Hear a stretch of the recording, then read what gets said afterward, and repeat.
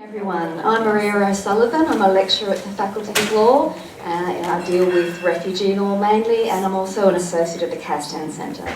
Firstly, I'd like to acknowledge the people of the Kulin Nation on whose land we are gathered today and pay my respect to elders past and present. I'd also like to note that the Castan Centre is tweeting, if you're on Twitter as I am, and the hashtag is #CCRefugee. It's my pleasure tonight to welcome our guest speaker, Solon Solomon. Solon is currently at King's College London, Dixon Pool School of Law. He's a former member of the Israeli Parliament's legal department in charge of international and constitutional issues. He's a holder of the George Weber Award from the Hebrew University of Jerusalem, and his first book about international disputes has been cited by the Permanent Court of Arbitration. His second co-edited book on the application of the humanitarian international law has been presented in The Hague by judges Sir Christopher Greenwood and Sylvia Dergamandi, the British judge to the International Court of Justice and the President of the International Criminal Court, respectively. Articles of his have also been published in various academic law journals and in outlets like the Times of London and the Jerusalem Post. He's also given various lectures and presentations in a number of academic institutions, including the University of Cambridge, the Melbourne Law School and the University of Geneva. So please make welcome our speaker, Solon Solomon.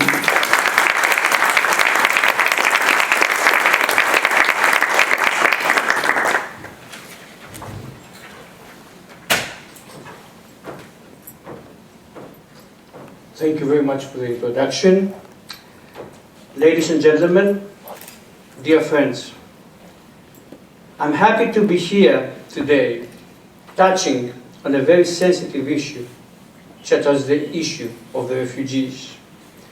And it is sensitive because it refers to two different notions that actually touch chords of our very human soul. The first notion is the principle of humanity, the sensitivity we must show towards fellow humans who are suffering. The second is the equally legitimate human instinct of security, of preservation. We find these two elements being constantly in struggle already from the first text, which actually wanted to address cosmogony. For example, in the Bible, the first man is taught, on one hand, to be sensitive to the other person, and secondly, feelings of insecurity are equally addressed. Cain gets asked, "Where is your brother Abel?" and is punished for showing indifference. In his answer, "How can I know? Am I my brother's keeper?" At the same time, once expelled from the Garden of Eden, he is presented with a sign so that he will not be killed, in an effort to address his feelings of fear and insecurity. In ancient Greece, in Sophocles' Antigone, we have the same nexus between humanity and security playing again. Antigone goes out in the fields, disobeying Creon's order in order to bury her brother who wanted to usurp the throne, and as a result was decreed his relics to be eaten by the dogs. Antigone, based on humanity, decides to go against Creon's order and cannot extinguish the feelings of compassion she feels towards her brother. At the same time, Antigone does not disregard the fact that danger lurks in her deed. She does feel insecure, yet proceeds to her actions, not out of lack of fear, but due to her deep belief that what she is doing is correct. What she is doing is being compelled by a form of law, by natural law, that, as Antigone defiantly states, I believe in a law that nobody knows where it comes from. The refugee issue is exactly so complicated and bereft of clear answers because it wants to put opposite each other two notions, humanity and security, which are meant to coexist in an individual's internal world. The refugee issue encloses a major collision which takes metaphysical dimensions. As long as the usual clash between humanity and security takes place on an individual level, it is easier to be solved. Each person can decide each time whether he will give preponderance to the security or to the humanity component. But once such collision goes beyond oneself, it becomes irreparable. In the refugee issue, the clash between humanity and security appears to be between the person and the state. The person represents humanity. He wants to help the refugee, be responsive to his pleas. He sympathizes with the fact that he could also be in the same position. But the person wants also to be secure. She wants to be sure that the refugee that will receive his help will not become an existential threat. This security parameter that exists as a small voice in everyone's heart comes to be amplified by the state. The state, in this humanity-security dilemma, bids on security. It has a clear agenda. It enters our internal fight from a subjective point of view. As you know, I'm currently based at the United Kingdom, where the referendum campaign was acute the last few days. So taking that situation as an example, we could say in more vivid terms that actually the person votes for Remain and the state is on the side of Brexit. Does this mean that the state does not want our welfare? No. Does it mean that such a state is just a terrorist state that wants to instill unjustified fear to its civilians? The answer is again no. Actually, the state's siding with the side of security is quite expectable. As Max Weber has noted, one of the main characteristics of state, also as it evolved in Western Europe, is the monopoly of power. This is in contrast to the era of feudalism, when even the king had to compete with the various lords, owners of land, and even owners of small armies, or where the king had to compete with the power of the church.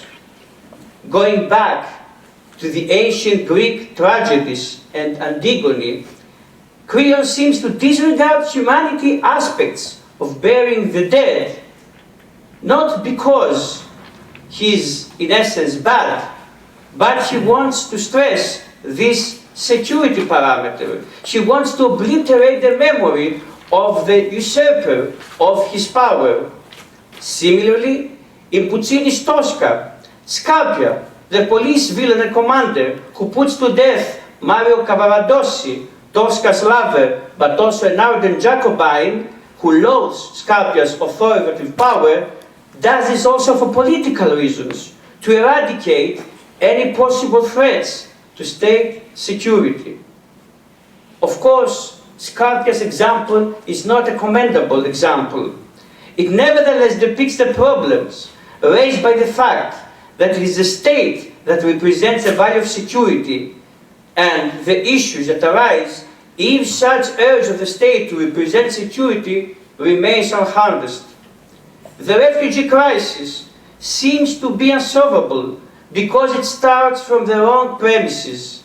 It presupposes that the individual represents humanity and the state the value of security. In order for a solution, though, to be found, the opposite must be true. In this bipolar clash, the individual must represent security and the state must represent the notion of humanity.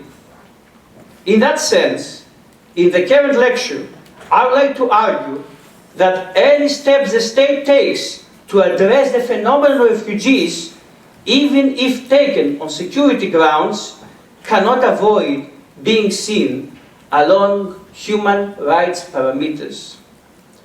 I speak about the refugee phenomenon because the refugee issue is not and should not be seen as a problem.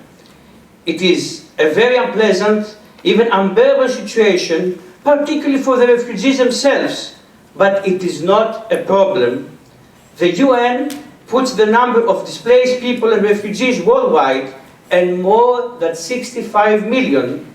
The concept of problem has in it encrypted the notion of abnormality, of deviation from the normal. The refugee issue is such a deviation from the normal to the extent that wars, political oppression, and conflicts that cause it are also such a deviation. Echoing Aristotle, man is foremost a political human being. Both we, as well as animals, share the notion that we have to cluster. We want to create societies, but the difference between us as human beings and the animals is that these societies we want to create are based also on values. And one basic value is the value of justice. Justice means humanity and security. I must have the freedom to live as a human being and expand all the specters of my personality. Freedom is more than liberty of choice. For this reason, real freedom is about man's abilities to pursue his inner quests. This can take place at the same time only in an environment where the human being feels secure. Secure both from any internal as well as external threats. Secure from persecution. It is not by chance that human civilization has thrived over prolonged periods of peace and tranquility, and painters, writers, and philosophers usually come from the upper social strata. I speak this evening about security and human rights on the canvas of the refugee issue.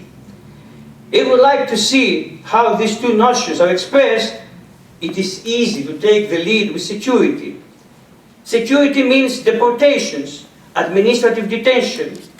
But the question is, how is humanity to be expressed? What is humane? A gesture, a kiss, the opening of the house to a refugee?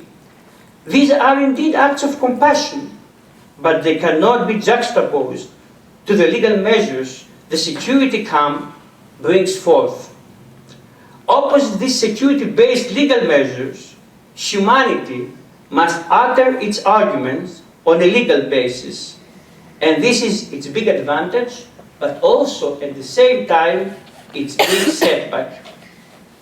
But what is exactly humanity's legal language? It is human rights law.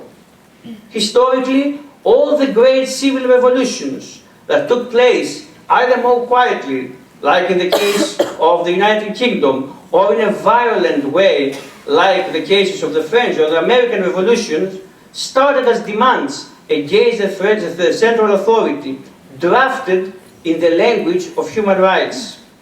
From John Locke and his quest for civil and political rights in the 18th century against the arbitrary intrusions of the regal power to the aristocrats' rights to exert authority over their bodies and, most importantly, over their own possessions and properties, to the human rights movement in the 19th century that also gave us the assertion that the state should not only abstain from certain things, but should also come to provide certain facilities and rights to individuals. Yet it is after the Second World War that the international human rights law movement actually was bolstered and took a more legal profile. In 1948, the Universal Declaration of Human Rights was signed, followed by two important legal instruments in 1966, the International Covenant on Civil and Political Rights and the International Covenant on Economic, Social and Cultural Rights. International refugee law must be seen along this spectrum. The UN Convention on Refugees was signed in 1951. It was followed by a protocol in 1967.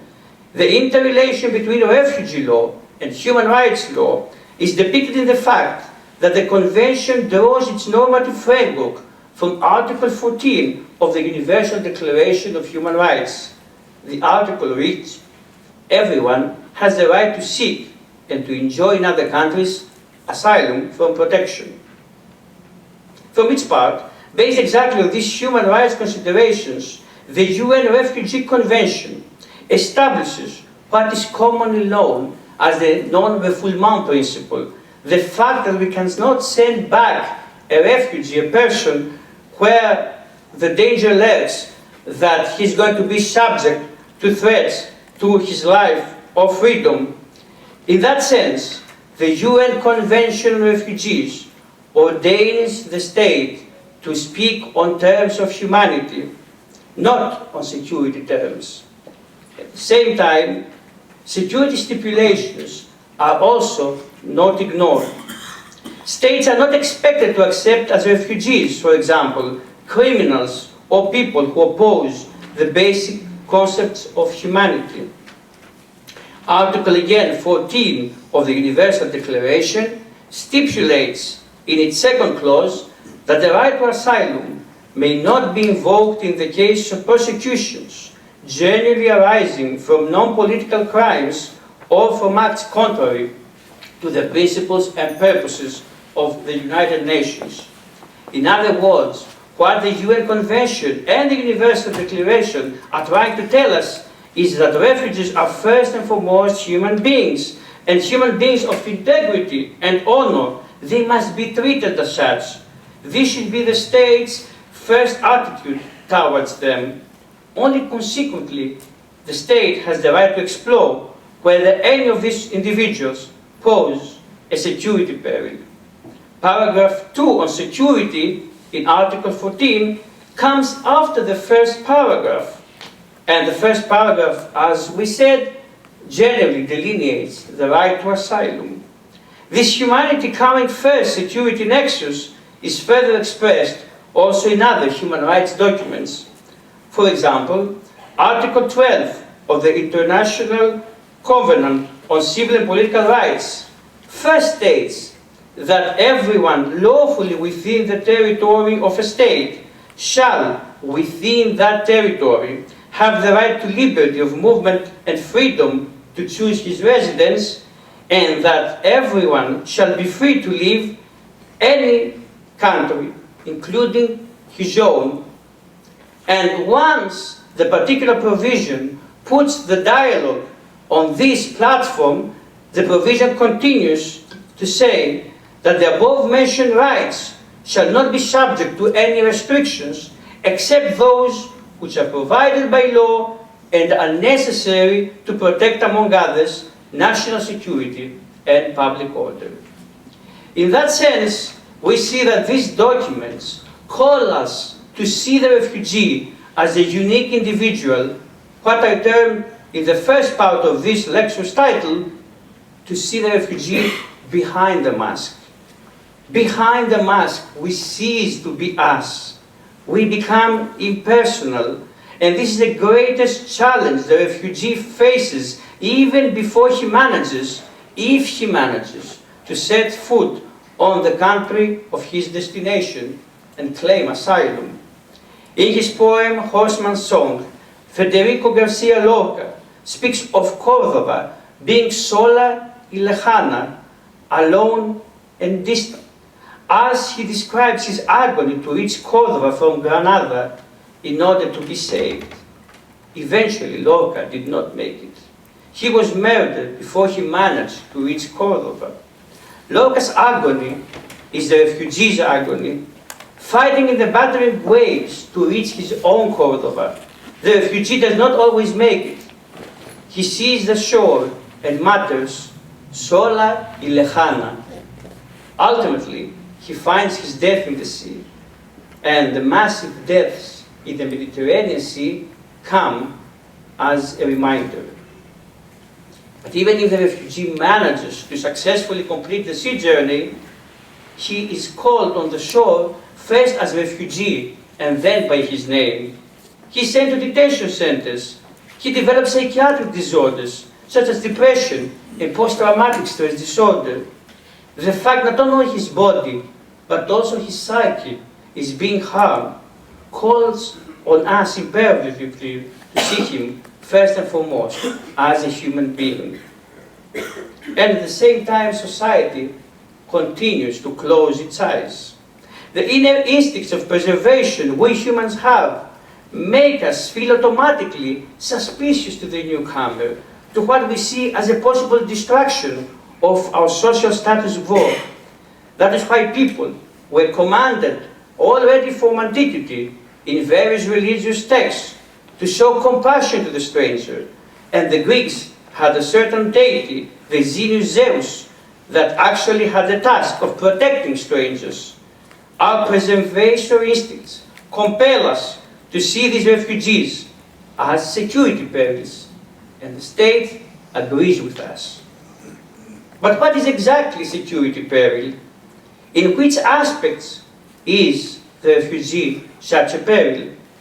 The first answer focuses on our personal, corporal security. We are afraid that the refugee will bring with him criminality, that more crimes will take place. Of course, studies have come to diffuse this perception. In an opinion editorial published in the Wall Street Journal in 2015, Jason Riley demonstrates how, according to national reports in the United States, while the illegal immigrant population tripled between 1990 and 2013, the violent crime rate declined by 48% and property crime rate fell by 41%. Moreover, even in states where illegal immigrants or refugees constitute a large part of the population, like for example California, according to a 2008 report by the Public Policy Institute of California, the incarceration rate for foreign-born adults was 297 per 100,000 in the population, compared with 813 per 100,000 inhabitants for US-born adults.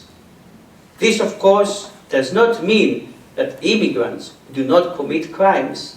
It simply, though, means that the nexus between immigrants and criminality cannot be firmly established. This is one aspect of security we are concerned on an individual level. But before you this evening, I would like to claim that more interestingly and more importantly, we worry about also collective security, the security of the values we cherish as a society, as a nation. Here reference is made not to the universal values we all share as human beings, but to the particular values we cherish as a particular group of people with similar or similarly agreed cultural and ethnic ties, customs, traditions. In a sense, there is a clash between the universal aspects of our personality, which favor traveling, tasting new foods, meeting new people, getting exposed to new ideas, and the particularistic aspects of our identity, which envision a return to our roots, a fostering of traditional values, a return to more conservative approaches. In essence, as personalities, we are split. International human rights law has suffered so far the consequences of such a split. The debate over the universal or particularistic character of human rights law has been going for long. Refugee law linked with international human rights law, is the next legal field to acutely experience this tension. Ultimately, the refugee is seen as someone who, not being previously a member of our society, will alter it if he's allowed to settle, let alone get citizenship. So we have to ask ourselves, can such feelings of collective security be a legitimate parameter in the discussion? The answer is yes. While it can be debatable on political or philosophical grounds, under the current political and legal framework, the existence of different nations and states is a reality that is not frowned upon by the current international order.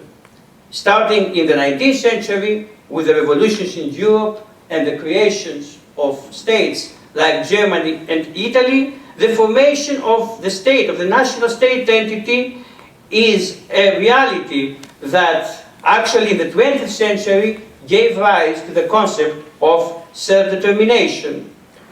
On an individual level, self-determination expresses the individual's quest to be awarded the right to independently shape his own future, free to express his opinion and undertake his choices without any fears of persecution. National self-determination expresses the people's quest for freedom and will to rule over their own political and economic future. It was the American president, Woodrow Wilson, who after the First World War supported the idea of ethnically identifiable peoples or nations governing themselves. Which brings us back to the whole question, how can a refugee who is a foreigner get incorporated in the ethnic fabric of another nation? The answer is by redefining the concept of nation. A nation needs not only to be grounded on common ethnological grounds, grounds of common racial origin. These ideas led to genocides and to the Holocaust in the past. In our modern era of globalization, of constant population mobility, the concepts of nation and citizenship have to be seen solely on legal grounds. We belong to the same nation, not because we share the same genes or the same history in past, but because we want to share the same future, built on common values. In such a nation, a refugee can easily take part. Of course, paraphrasing Rousseau and his notion of a social pact between the state and the citizens, also in this case, a social pact has to be drafted between the refugee and the rest of society. The refugee must show willingness to share society's visions and existing framework, willingness to actively contribute to the achievement of these goals. But also from its part, society must show willingness to genuinely incorporate the refugee to its ranks. Willingness from the refugee's part means willingness to learn the state's language. Only some months ago, the German Chancellor, Angela Merkel, put the learning of German as a stipulation for refugees to start a new life in Germany. Willingness from the refugee's part means the desire to find a job or get educated in order to productively offer their expertise to the wider society. Willingness from society's part means less suspicion towards these people, less exploitation as cheap labor force. On these grounds, the state, acting as an arbiter between society on one hand and the refugees on the other, can facilitate the informal signing of this social pact by taking measures in fields competent to state power. For example, the state can assert that the refugees will be effectively integrated in the country's educational system. The state can assert that refugees will be given equal lodging opportunities and a way of living that they will assure their successful integration in the wider society and not as a separate, stigmatized group. In essence, the refugee issue is a self-determination issue which, like Janus, the ancient Roman deity, has two different faces looking at two different, diametrically opposed directions. On a personal level, it looks at freedom. On a collective national level, to security. This is the case particularly with the High Court of Australia's relevant rulings. But I claim that this self-determination Janus face looks should be reversed. On a personal level, it should look to security, and on a collective level, we should look and strive towards freedom. And this is what I will argue, that other courts and quasi-judicial bodies have underlined through their judgments on refugees, and boat refugees in particular. Before starting to unravel the various judgments, I would like to return to the basic question of whether security or human rights should be the normative framework governing the refugee issue. I stated before that human rights law has a major setback compared to security, but at the same time an important advantage. The major setback from which human rights law suffers is that it seems to rest on ideals rather than concrete, manageable actions. This perception capitalizes upon prior perceptions we have about the revolutionary person through literature or the movies. A person guided by ideals, inspired by the spirit of the French medieval chevalier who wants to fight injustice, may ultimately succeed, but always have to live in the fringes of society, a kind of Robin Hood or D'Artagnan type of person. No matter how much we may sympathize with such a person, we think his actions are ultimately a bit romantic, out of the zeitgeist, the general spirit of that period. Human rights law can speak about how we must protect refugees and about the right to non-refoulement, but it does not address tangibly the fears that these persons will pose a threat to the wider society. Moreover, human rights law does not offer any practical solutions for the near future able to be perceived by people, even by people who are not so much interested in the issue. It speaks about asylum request processing, but that processing takes years. It speaks about refugees' integration in society, but that integration takes years. On the other hand, a security-prone approach appears to offer quick, drastic solutions. Deportations happen. People are incarcerated. These are facts, not words. They are deemed more efficient in the eyes and ears of a great part of the general population. Of course, security-based approaches on the refugee issue are legally destined to fall before prospects of human rights implementation. The reason is simple. Security-based arrangements denote a deviation from normality. The human rights conventions and the covenants that were cited all have special clauses that talk of derogation of most of their rights in times of public emergency, which comprises, of course, also national security perils, such as cases of war. A legal discussion based on security arguments means we go to a war legal rhetoric. In this case, the laws of war apply. Take, for example, the war on terror the US proclaimed after the September 11th attacks. It was highly escorted by a national security-related rhetoric. The detentions in Guantanamo are characteristic of the whole debate. The Bush administration argued that actually the Geneva Conventions were not applicable. The US Supreme Court held otherwise. And in that sense, the war rhetoric, propelled by security-related arguments, brings to the application of the Geneva Conventions, even in cases which fall outside the way we have understood war so far. In fact, the way warfare is being conducted nowadays, mostly among civilian populations, propels us to rethink the traditional fractions and the traditional structures that the Geneva Conventions wanted to build. The Geneva Conventions, though, are here, and they are the normative framework, together with their additional protocols. In other words, once the refugee is portrayed as a security peril, this triggers legally the application of the laws of war.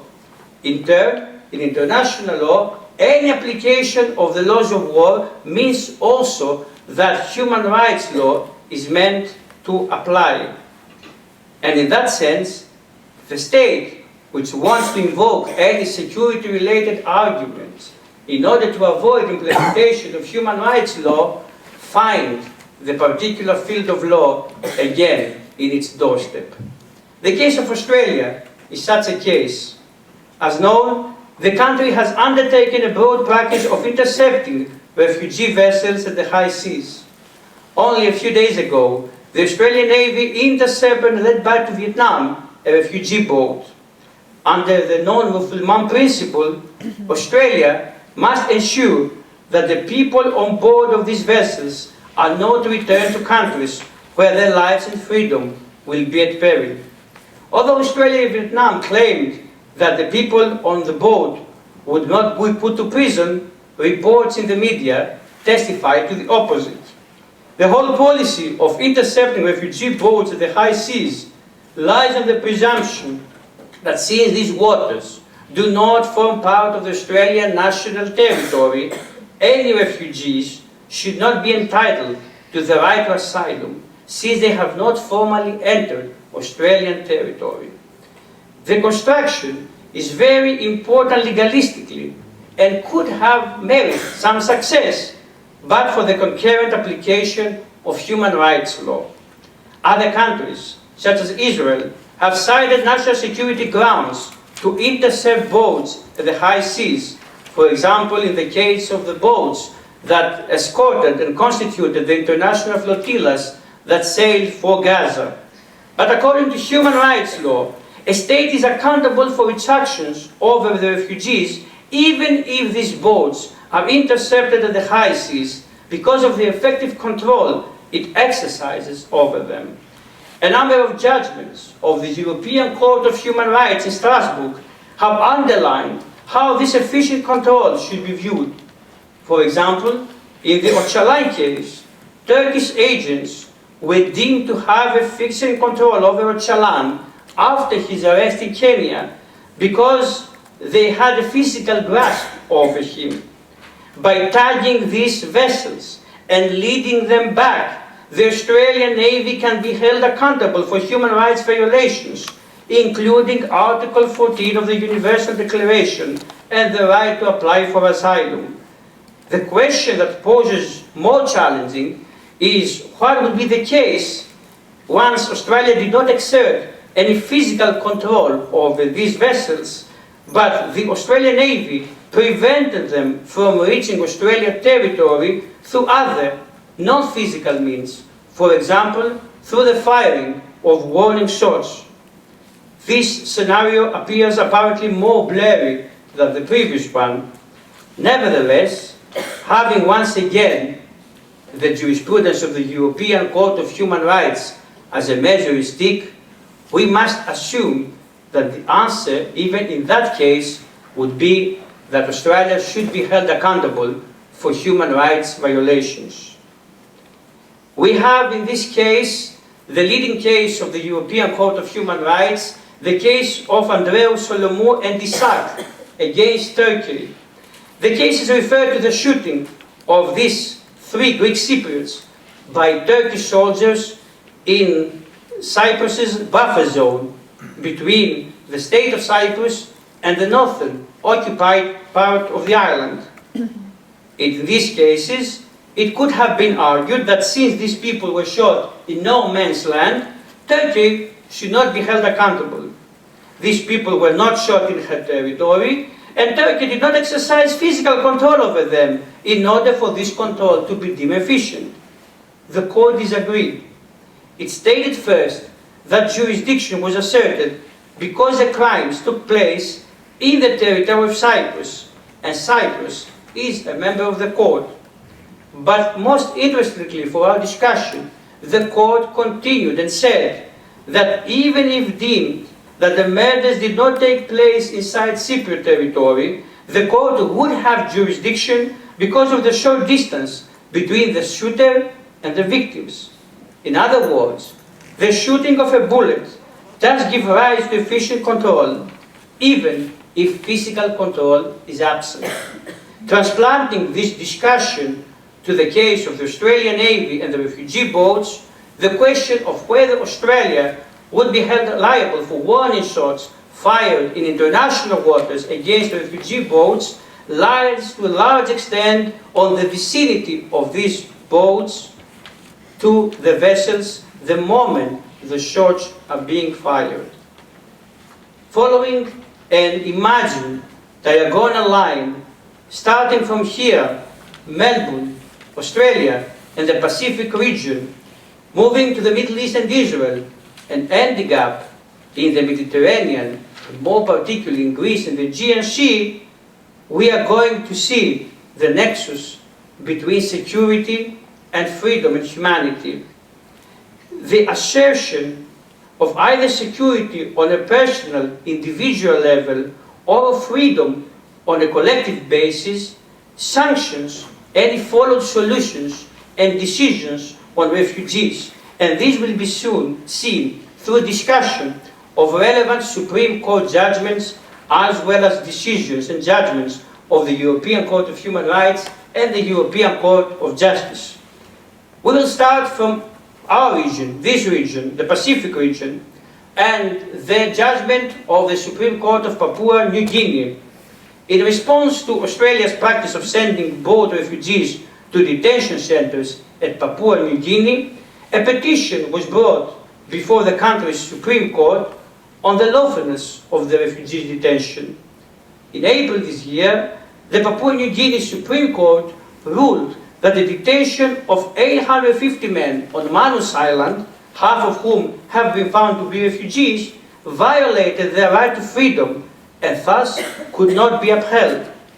A first reading of the judgment denotes that all the debate is being waged around this person's personal freedom. The court refers to the relevant Section 42 of the Papua New Guinea Constitution as the normative platform. This text section states, among others, that no person shall be deprived of his personal freedom unless certain stipulations are in place, among others, for the prevention of an individual's unlawful entry or for the purpose of effecting the expulsion, extradition, or other lawful removal of the person from the country. This legal arrangement makes it clear that the individual's personal liberty must be safeguarded. At the same time, this freedom does not come to the expense of society's collective security, of society's right not to uphold cases where individuals have contravened the law. But a closer look at the judgment, behind the mask, demonstrates that the nexus between freedom and security that the court wishes to establish is actually the opposite, is inversed. Freedom relates to society on a collective basis, and the security aspect refers to the individuals. Justice Higgins observes that it is clear that the persons being asylum seekers resident on Manus Island have been deprived of the exercise of their personal liberty. Their treatment as prisoners contravenes their refugee status. So far the problematic lies on the freedom of these people. But Justice Higgins goes one step further and clarifies that such a violation of personal freedom would be starker if, as he notes, the conditions of detention are such as to damage the rights and dignity of the detainees, or worse, cause physical or mental suffering. Here, emphasis on the caused harm is a simultaneous emphasis on these people's own personal security. By being in detention, it is not only that these people, these refugees, are not free, they are also not secure. The lack of personal security comes as a natural repercussion of their lack of freedom. It is the way a series of international documents have opted to look at the nexus between security and liberty. For example, Article 3 of the Universal Declaration of Human Rights states that everyone has the right to life, liberty, and security. The International Covenant on Civil and Political Rights, another major human rights document, stipulates in Article 9 that everyone has the right to liberty and security, with a particular article making also reference to the prohibition of arbitrary arrest or detention. Article 7 of the UN Declaration on the Rights of Indigenous People holds that these people have the rights to life, physical and mental integrity, and most notably, the rights of liberty and security. The close relation between the right to life, liberty, and security can be also found in a number of domestic constitutions. Examples include states like Canada, South Africa, Brazil, Malta, and here in Australia, Section 21 of the Victoria Charter of Human Rights and Responsibilities Act of 2006. Security tied to liberty. This is the way also the European Court of Human Rights has opted to see the notion in judgments like that of Kurt versus Turkey, where the applicant was the father of a victim who disappeared and was last seen surrounded by Turkish security forces. At the same time, returning to the judgment of the Papua New Guinea Supreme Court, the court notes that Section 21 mentions security-oriented restrictions that actually justify violations to the right of liberty, but the court also chooses to focus on another section, Section 38, which generally permits the limitation of rights by law on condition, and this is important to our discussion, on condition that this law actually has a proper respect for the rights and dignity of mankind. In essence, any restrictions on personal liberty, which are, as we saw, restrictions to personal security, are not made on security grounds, like extradition, expulsion, but also on the fact that they are tied to our own human nature as human beings. In that sense, a respect for the rights and dignity of mankind denotes a collective state and social respect for the value of freedom as the cornerstone of modern democracy. The court put it very clearly when it notes that although all humans are born with all the rights and freedoms, these are denied by certain suppressive regimes, and that throughout the years there have been battles for the attainment of human rights by people like Martin Luther King in the United States. The Australian High Court has not come so far to actually reach the same conclusion with its Papua New Guinea counterpart. Yet, deliberations that have taken place among High Court judges similarly put the same stress on individual refugees' liberty as a facet of personal security, and at the same time the requirement to safeguard freedom as a facet of security on a collective level. In the M68 case, the Australian High Court found that the government was entitled to return asylum seekers back to Nauru. In that case, involving 267 asylum seekers, the lead applicant was a woman from Bangladesh. Being aboard on one of the vessels that were intercepted by the Australian Royal Navy in October 2013, she was taken to Nauru, and she was detained there from January to June 2014. In June 2014, she was brought here in Australia for medical reasons, and she gave birth also to a child. In her petition to the High Court, she argued that the Australian government had funded authorized, procured, and effectively controlled her detention in Nauru, contrary to the constitutional limits of the government's power. The court held otherwise. The M68 judgment is a judgment that is very formalistic. It highly relies on the collective security nexus in order to reach the conclusion that the provision of the Australian legislation meant to send these people back to Nauru should be upheld because of the purposes it actually is meant to serve. At the same time, it is observed that the plaintiff's argument that the whole arrangement has a punitive aspect is rejected. By rejecting such a stance, the court is in essence emphasizing that the arrangement has a collective security element, but blended with collective freedom. The measure serves security. It is not to be seen as collective punishment, contravening the ideals of a free and democratic society that the Australian legal order wants to establish. But even Justice Gordon, who disagrees, bases his disagreement on the fact that the Parliament could not have given the government the power to detain an alien in a particular case. In that sense, also Justice Gordon questions the fact that through the relevant arrangements, we have a blurring of the separation of powers between the executive and the legislative, and such a separation of powers is a major feature in modern democracies, as Montesquieu has delineated.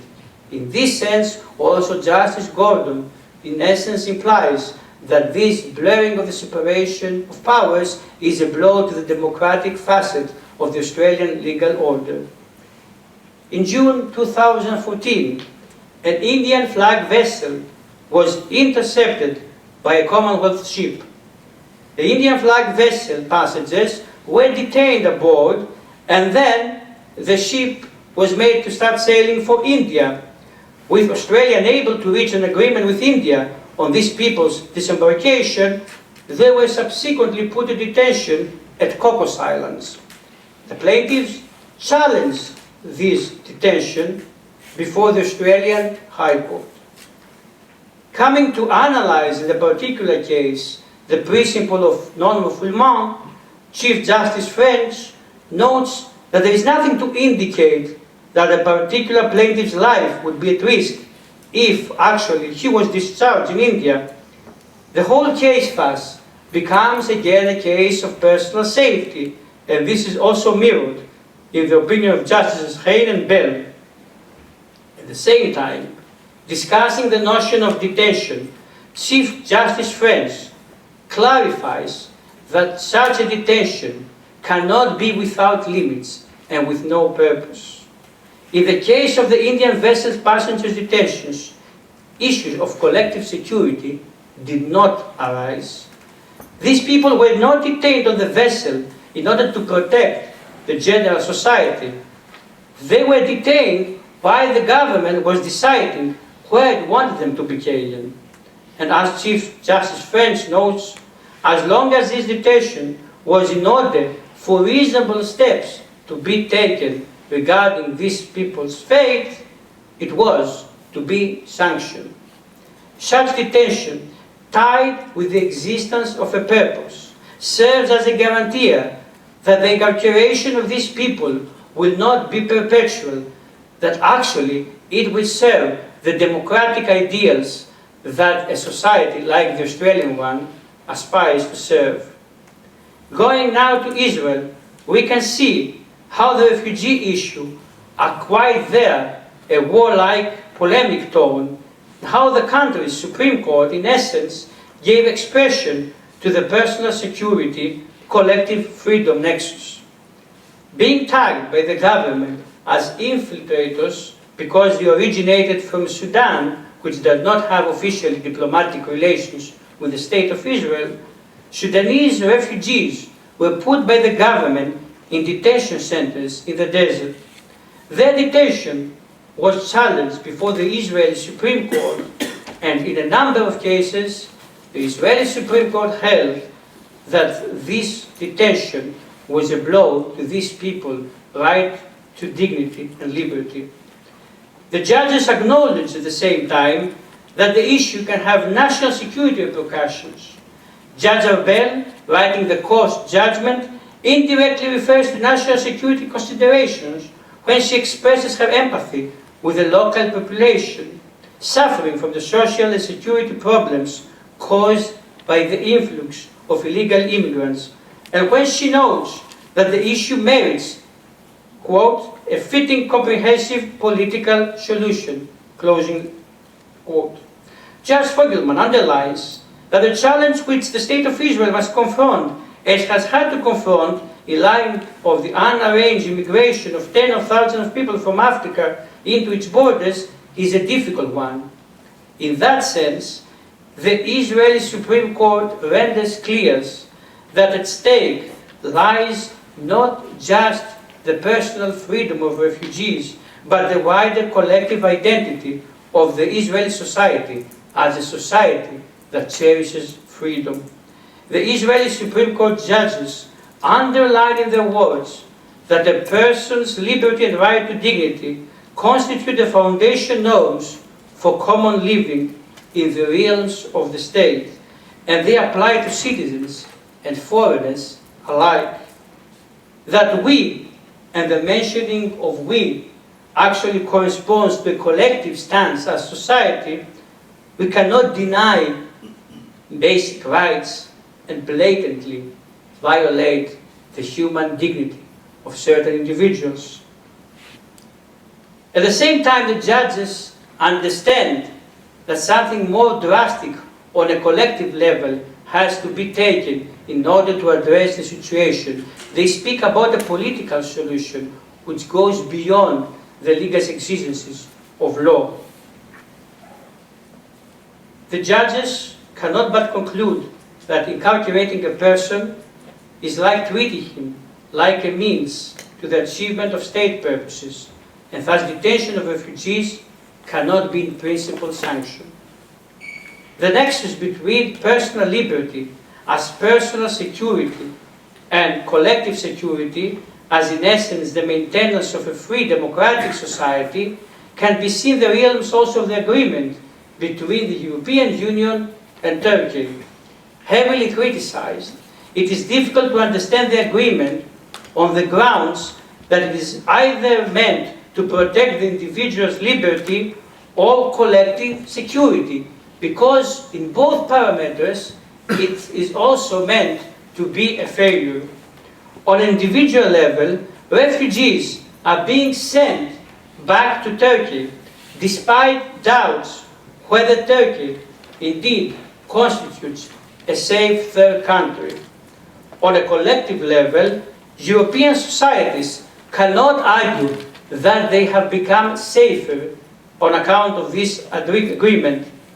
Asylum requests are not being granted in essence on internal security grounds. Nevertheless, the European Union-Turkey deal can be more easily understood once interpreted under the lens of individual security and collective freedom.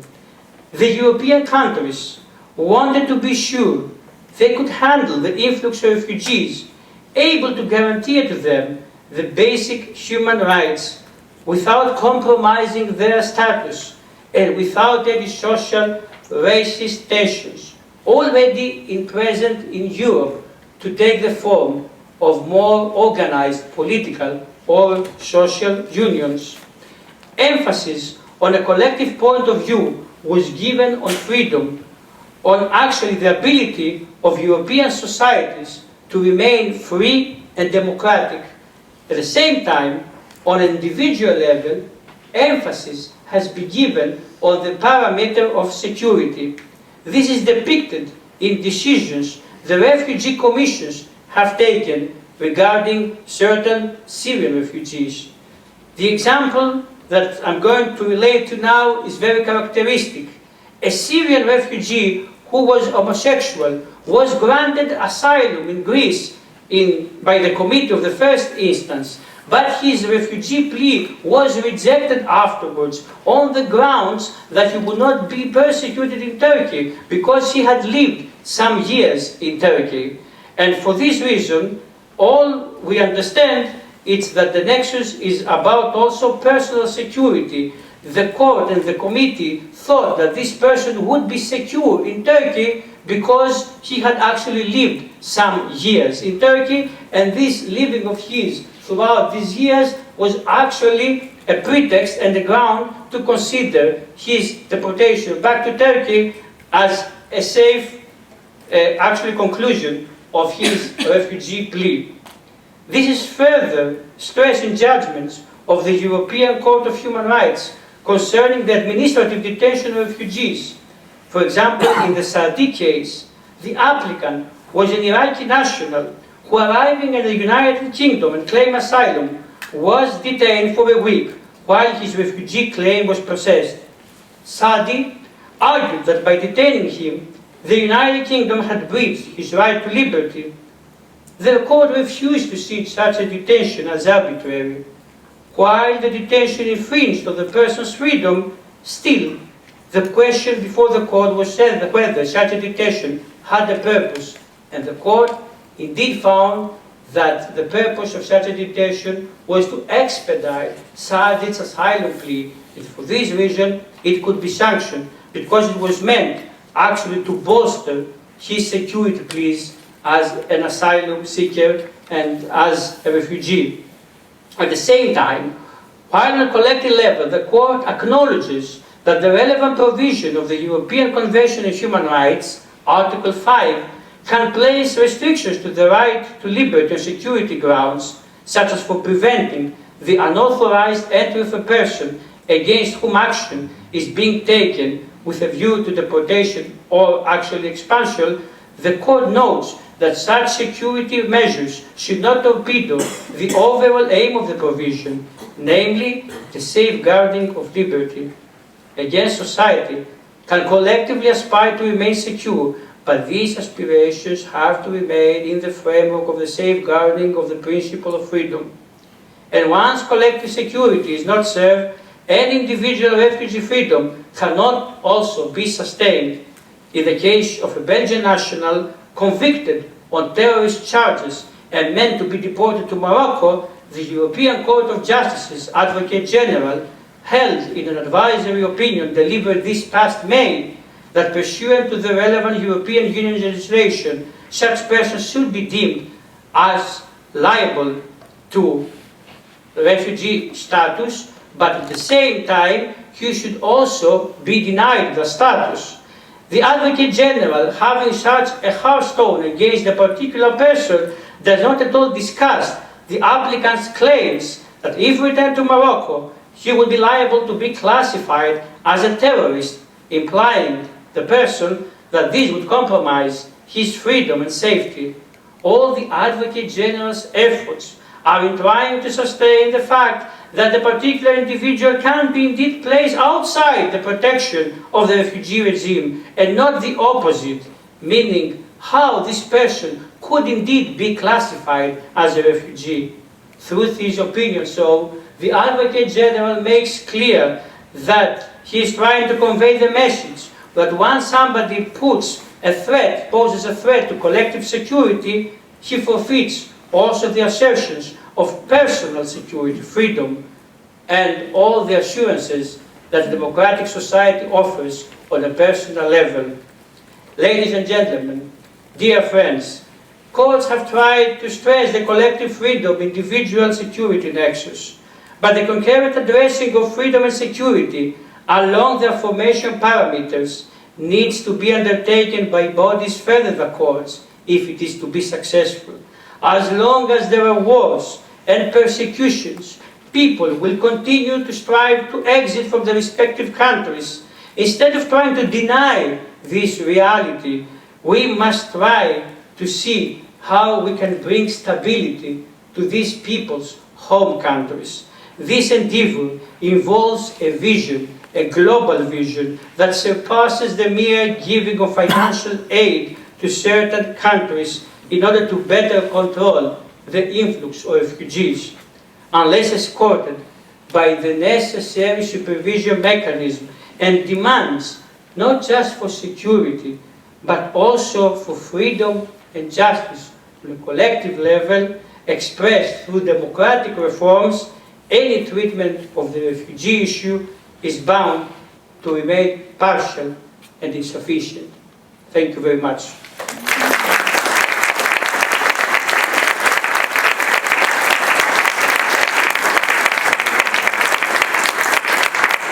Thank you, Solon. We have a time for 1 or 2 questions. So if you just raise your hand, we'll get a mic to you. It's interesting, by the way, that you mentioned the PNG court decision. If you haven't read that, it's readily available on the net, and it's a very interesting judgment. Also, the PNG constitution itself is very interesting.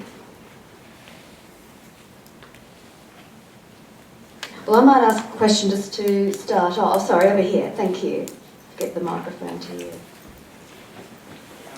Thank you for a very interesting talk. I was particularly interested in the comment you made about Angela Merkel's sense of the refugees having to learn the host language. It seems to me that for the receiving society, often there seems to be a certain resentment, particularly around a rights-based approach that seems to, in some way, prioritise the individuals coming in and rightly or wrongly perceived as receiving lots of rights at the expense of the receiving sort of society and the individuals in that society. I wonder if you could comment on to what extent you feel the state and that society can place obligations on the refugees that come, such as, to further their integration. Thank you very much for the question. Again, aspiration should not be seen legally in the contours of obligations, of legal obligations. Once we start discussing on obligations, rather, that's why I talked about the social pact, we have to understand that it's in the interest of both parties for this criteria to be fulfilled. Because once we try to see them as legal obligations, or even in the word, in the legal and the linguistic contour of obligations, immediately we are going to be faced with hurdles, and sometimes legitimate hurdles, because indeed it's not legitimate to homogenize in a negative way minority groups or refugee groups. The argument is not that the refugee populations are going to lose their distinctive traditional character, but at the same time they have to be able to cope with the general social order and the other populations. And in that sense, I wouldn't again speak about an obligation, meaning an enforcement from upwards downwards, but out of a cognizance that also it's in the best interest of these populations to actually comply. And the ways the state can do it, first of all, the state can take measures to reassure these populations, to try to explain these measures to the populations, so the populations, when they see that their education has to comprise also some basic subjects which are being taught widely, will not feel threatened. Basically, it's first the state has to build relations of trust toward these populations, and once these relations of trust are being built, then the state can actually proceed and kind of regulate the field in order to better acclimate these populations to the general actual legal order. Thank you very much. That's all we've got time for tonight. So before I conclude, I'd like to mention that our annual Human Rights Conference is coming up on the 22nd of July, and it's not too late to get your tickets. I'd also like to thank everyone for coming along tonight and supporting the Castan Centre, and we would welcome, if you're able to do so, to contribute to the donation box, which will be outside, and you'll also see that there are donation pamphlets on your seat as well. We're a little centre with a big impact, and we really enjoy your support and welcome new supporters as well. So thank you to everyone for coming tonight. Please join me in again thanking Solon Solomon.